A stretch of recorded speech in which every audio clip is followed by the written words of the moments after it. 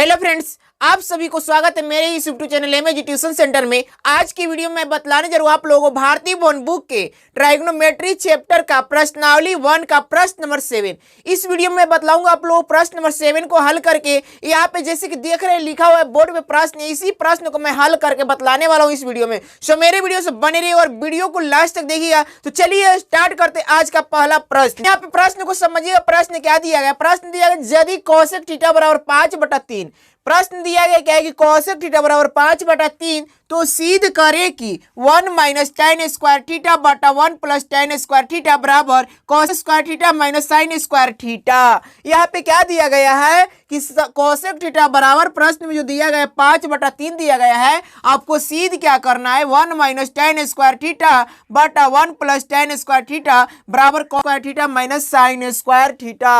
यानी कहने का मतलब है कि इतना बराबर इतना आपको इस प्रश्न में साबित करना है। तो चलिए स्टार्ट करते हैं। सबसे पहले यहाँ पे देखिए दिया गया क्या है कि कौशिक थीटा बराबर 5/3। पहले से एक समकोण त्रिभुज बना रखा है। अब इसी पे मैं क्या करूंगा, इसका मान जो होता है मान हम बैठाएंगे, लेकिन यह मान ही नहीं है किसी भुजा का, तो मान कैसे ज्ञात करेंगे? बड़ी समस्या हो जाएगी। तो इसके लिए करना क्या है आपको? इसके लिए करना क्या है कि सबसे पहले मैं जो चीज बोल रहा हूं उसको आपको फॉलो करना है, वही चीज को फॉलो करना है। यहाँ पे जैसे कि दिया गया प्रश्न में क्या है, तो प्रश्न में दिया गया है, प्रश्न से हम लिखेंगे। प्रश्न में क्या दिया गया है? प्रश्न में दिया गया है कि कौशिक थीटा बराबर 5/3। कौशिक थीटा बराबर क्या दिया गया? 5/3। अब कहिए कौशिक थीटा बराबर 5/3 दिया गया है, तो इसका मतलब क्या होगा? तो इसका मतलब यह होगा कि हम कौशिक थीटा का सूत्र लगाएंगे। और कौशिक थीटा का सूत्र क्या होता है? तो कौशिक थीटा का सूत्र होता है कर्ण बटा लंब। कौशिक थीटा का सूत्र क्या होता है? कर्ण बटा लंब। यहाँ पे कर्ण बटा लंब लिख दीजिएगा और यहाँ पे बराबर क्या लिखिएगा? 5/3। अब इस प्रकार से करने के बाद क्या होगा, तो हमें कर्ण का मान 5 पता चल गया और लंब का मान कितना पता चल गया? तो लंब का मान 3 पता चल गया। अब यहाँ पे समकोण त्रिभुज दिए गए हैं, तो समकोण त्रिभुज में इस वाले भुजा को यानी भुजा AB को हम लंब बोलेंगे और BC भुजा को आधार बोलेंगे। कब? जब कोण C को थीटा मानेंगे तब। तो यहाँ पे हम कोण C को थीटा मान लिए और थीटा मानने के बाद यहाँ पे जो भी मान दिएगा उस मान को हम क्या करते हैं? बैठा देते हैं। जैसे कि कर्ण बराबर कितना दिया? 5 आ गया, तो यहाँ पे हम कर्ण बराबर 5 लिखिए और लंब बराबर कितना है? तो लंब बराबर 3 है। अब यहाँ पे हम 2 भुजा ज्ञात कर लिए, तीसरी भुजा ज्ञात करेंगे। तो तीसरी भुजा ज्ञात करने के लिए क्या करना है? आपको फॉर्मूला लगाना है। और फॉर्मूला कैसे है उस फॉर्मूले को समझिए। जैसे कि फॉर्मूला क्या है, हमें आधार निकालना है, यानी कि आधार बराबर हम लिखेंगे। आधार बराबर क्या होता है? तो आधार बराबर होता है रूट अंडर कर्ण का वर्ग माइनस लंब का वर्ग। रूट अंडर क्या होता है? कर्ण का वर्ग माइनस लंब का वर्ग। यहाँ पे कर्ण कितना दिया गया है? तो कर्ण बराबर दिया गया है 5, यानी कि 5 का वर्ग करिएगा माइनस लंब दिया गया है 3, तो यहाँ पे 3 का वर्ग करेंगे।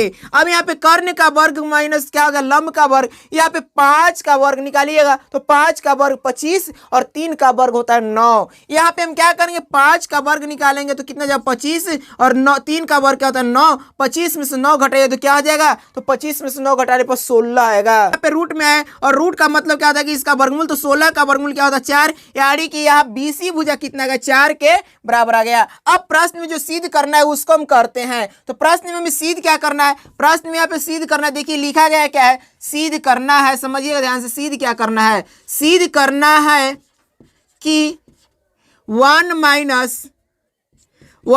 tan स्क्वायर थीटा बटा 1 + tan स्क्वायर थीटा बराबर cosec square theta minus cosec square theta minus sine square theta. इस प्रकार से क्या करना है? इसको प्रूव करना है। चलिए यहाँ पे हम सिद्ध करना है, इसको स्टार्ट करते हैं। तो इसको सिद्ध करने के लिए हम चलेंगे, सबसे पहले LHS वाले पार्ट को हम करेंगे हल, और LHS वाले पार्ट को हल करने के बाद RHS से चलेंगे। तो सबसे पहले हम चलते हैं LHS से।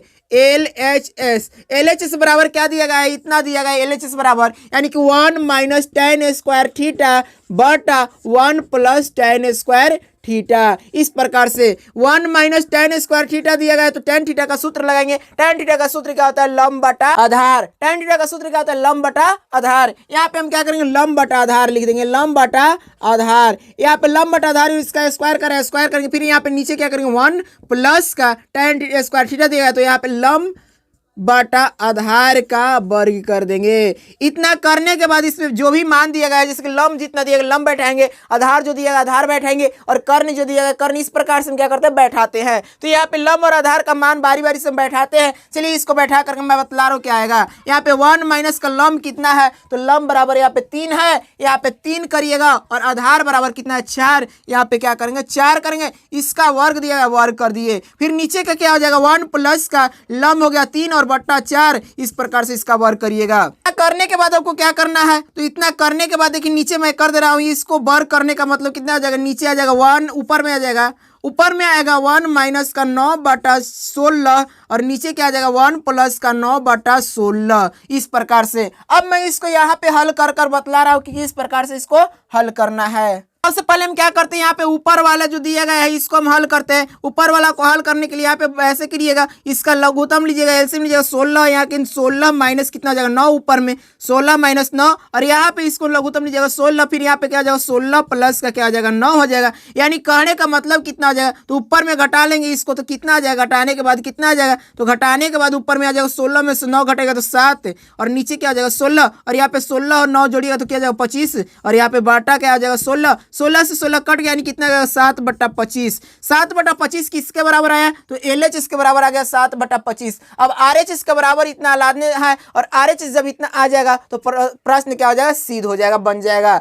तो चलिए, तो यहाँ पे प्रश्न में थोड़ा सा मिसिंग हो गया। यहाँ पे क्या था, प्रश्न में यहाँ पे दिया है cos स्क्वायर थीटा, ठीक है। यहाँ पे क्या करिएगा, आप cos स्क्वायर थीटा कर लीजिएगा, उसके बाद में इसको हम cos स्क्वायर थीटा पर रख करके बैठाते हैं। तो cos स्क्वायर थीटा बराबर क्या होता है, चलिए अब समझते हैं। cos स्क्वायर थीटा बराबर क्या हो जाएगा, तो cos स्क्वायर थीटा बराबर हो जाएगा आधार बटा कर्ण। आधार बटा कर्ण यहाँ पे कर दीजिएगा, इसका वर्ग करिएगा। इसके बाद में सारा हल करते हैं। चलिए स्टार्ट हल करके बतला रहा हूँ मैं किस प्रकार से आएगा। आधार यहाँ पे कितना देगा 4, यहाँ पे 4 करिएगा, बटा कर्ण कितना देगा, कर्ण 5 देगा, 5 का वर्ग करेंगे। इसके बाद में लंब यहाँ पे कितना दिया है, माइनस का लंब दिया गया है 3, यहाँ पे कर्ण कितना है 5, यहाँ पे कर्ण कर देंगे। इस प्रकार से करिएगा 16, 5 का वर्ग करिएगा 25, इसके बाद में 3 का वर्ग करिएगा 9, और 5 का वर्ग करिएगा 25। 25 और 25 का एलसीएम लीजिएगा 25, यहाँ पे हो जाएगा 16 माइनस कितना हो जाएगा 9, 16 माइनस 9 का मतलब 7 बट्टा क्या आ जाएगा 25। यानी कि यहाँ भी आया था LH से बराबर 7/25, और RH से बराबर के भी क्या आ गया 7/25 आ गया। तो इस प्रकार से यह प्रश्न क्या हो गया, अब पूरी तरह से साबित हुआ। तो ऐसे प्रश्न को इस प्रकार से हल किया जाता है।